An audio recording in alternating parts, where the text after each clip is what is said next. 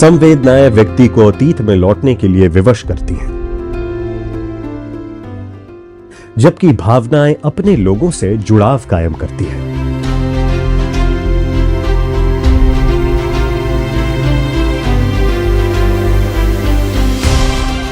इसी संवेदनात्मक और भावनात्मक गुणों से माननीय राष्ट्रपति रामनाथ कोविंद का व्यक्तित्व निर्मित हुआ है।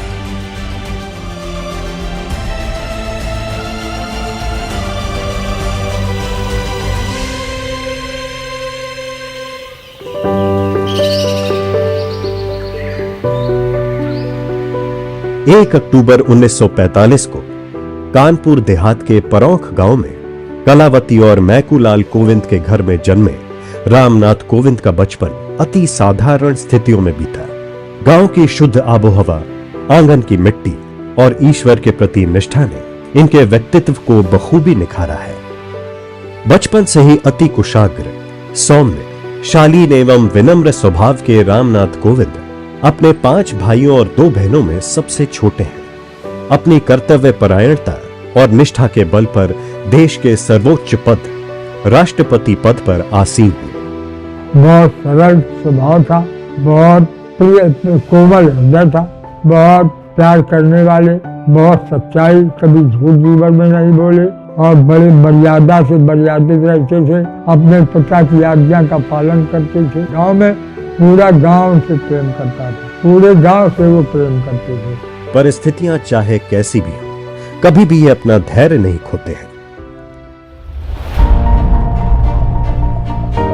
शिक्षा के महत्व को माननीय रामनाथ कोविंद बखूबी समझते थे। इसी कारण इन्होंने वीरांगना झलकारी बाय इंटर कॉलेज की नींव रखी। इसी को आगे बढ़ाते हुए शिक्षा के साथ साथ बच्चों के संपूर्ण विकास के लिए गांव में खेल का मैदान भी बन रहा है।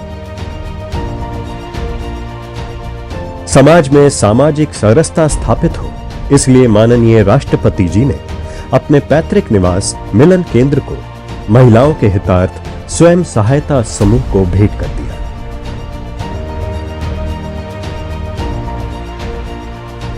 यह केंद्र महिलाओं के बीच की दूरी को कम कर रहा है।